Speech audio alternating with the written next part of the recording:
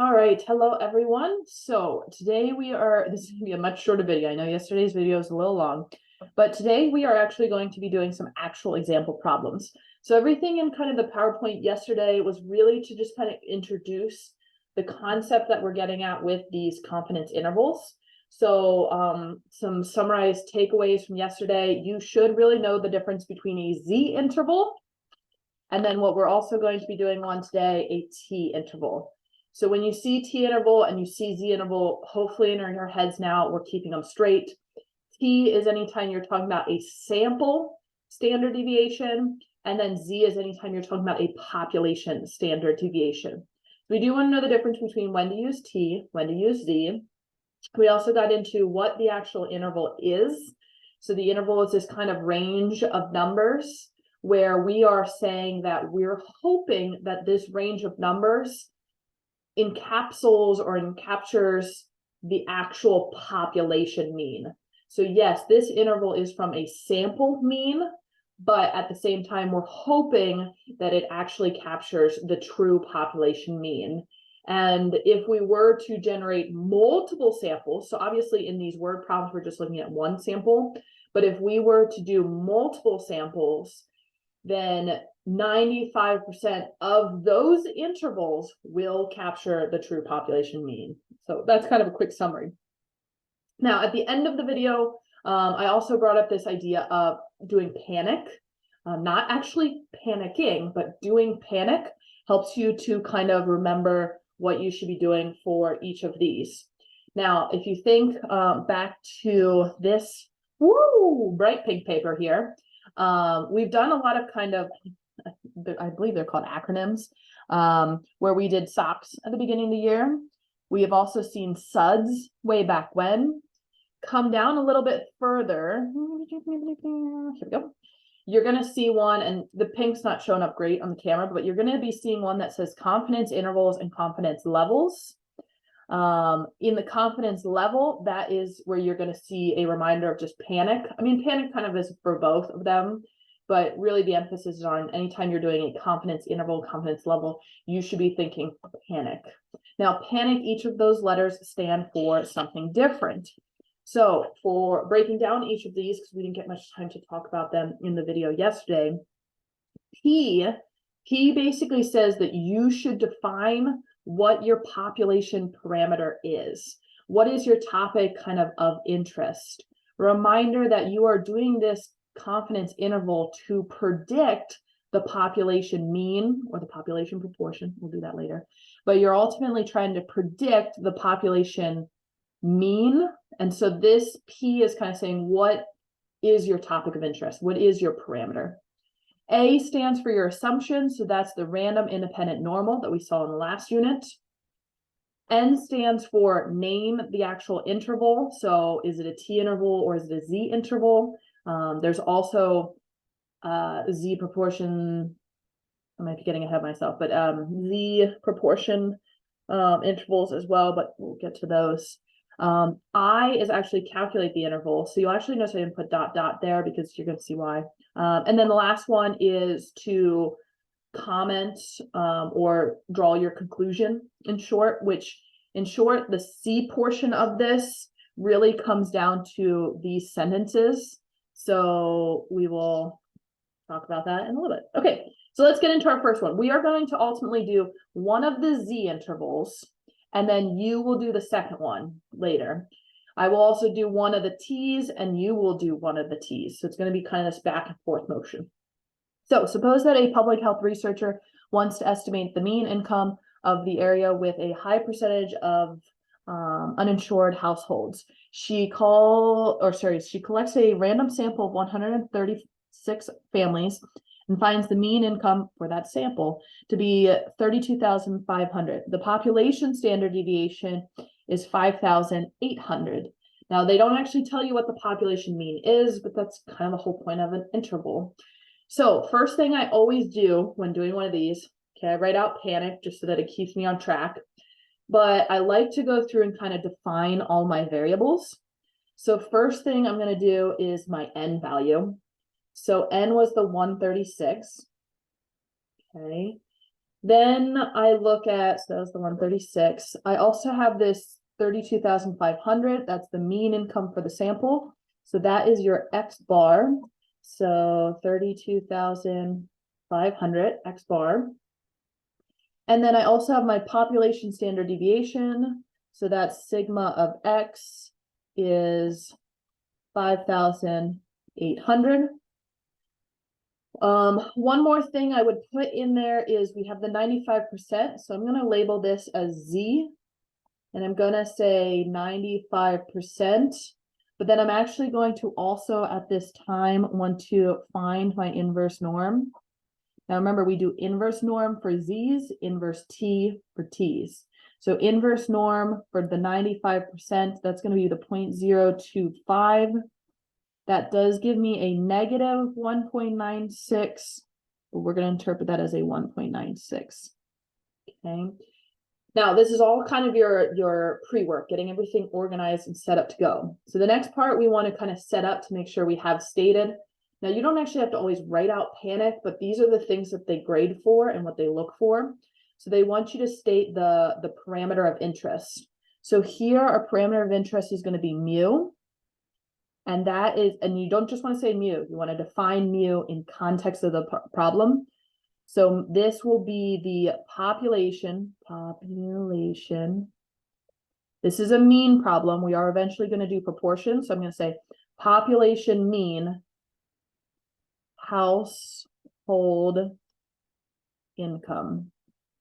Okay, because that's what they were talking about, like what's your household income. So I define the parameter. Now I do the assumptions. For the assumptions, some of this kind of goes quickly. So random, I actually highlighted it beforehand. That one we just write stated because it literally was stated. It was given to us. Independence, we will simply say that we're going to assume that 136 is less than 10% of population. Okay. And then normal either is the population is normal, which I reread it and it doesn't really say that. So then the other option would be that n is greater than or equal to 30, which sure enough is true. So I would just say the 136 is greater than or equal to 30. So all my assumptions are met. Check, check, check. The next one would be to name the interval, which seems silly for us because this is in the Z interval section. But normally it's not broken into section. It's just like, here's the problem, do it. So you would want to actually say Z interval. It seems silly. Again, it seems silly now, but you really do need to do that because you'll have to kind of determine the difference.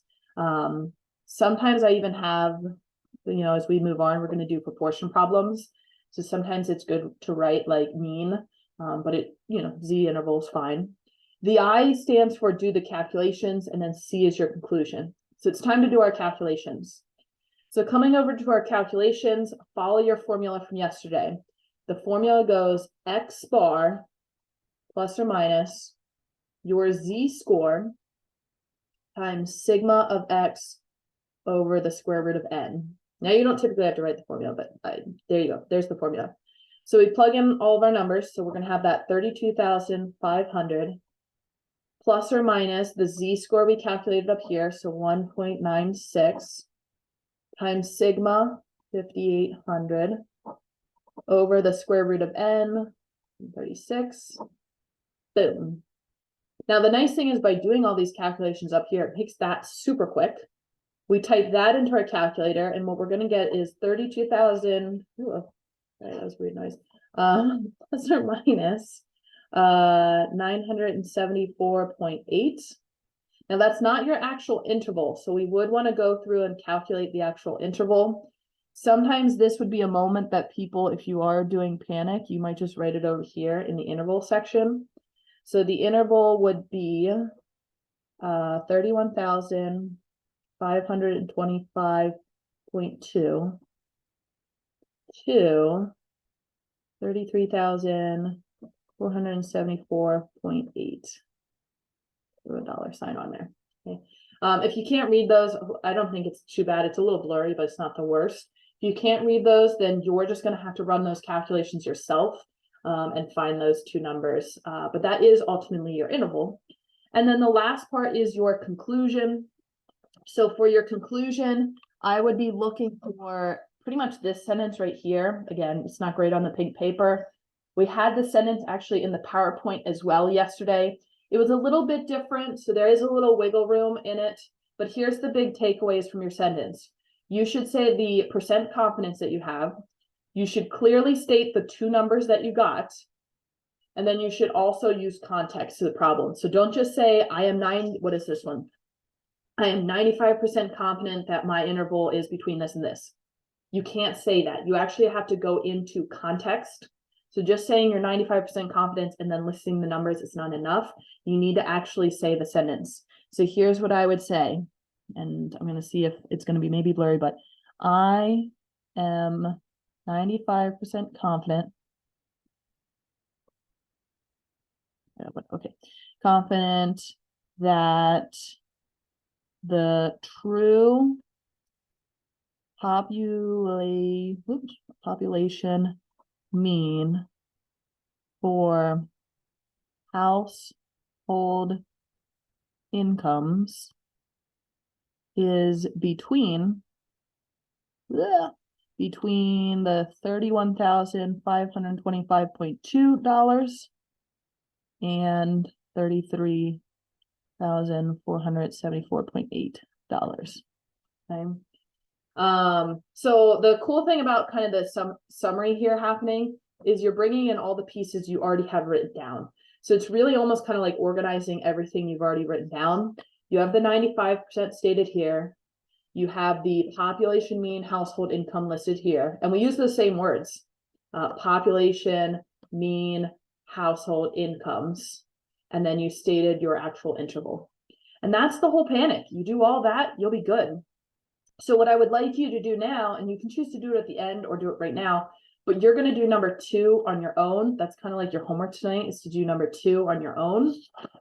But to keep the video moving, I'm going to go ahead to the T interval now. So the T interval is going to go a little bit quicker because it's pretty much the same deal as the previous one. But now, rather than doing an inverse norm to get that Z-score, we're going to be doing a T value here. So going through, and again, trying to keep the video moving a little bit. This one, they don't actually tell us some of the information.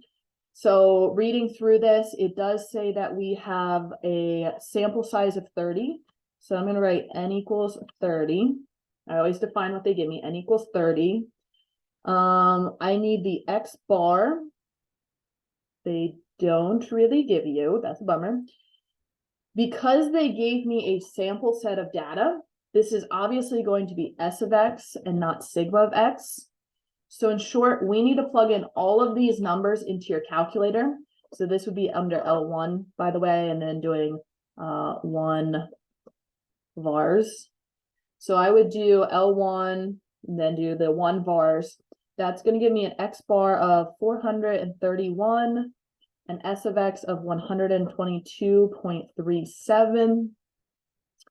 And then I have my N. Going through some of this now, so I have all of that stuff. We're going to need that. Going to get some other things going here. So I'm going to do the P. So P is just talking about like what's your parameter of interest.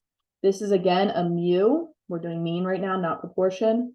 So I'm going to say population mean number of cars daily, on the road. You can add to that if you have more space, but basically population mean number of cars daily.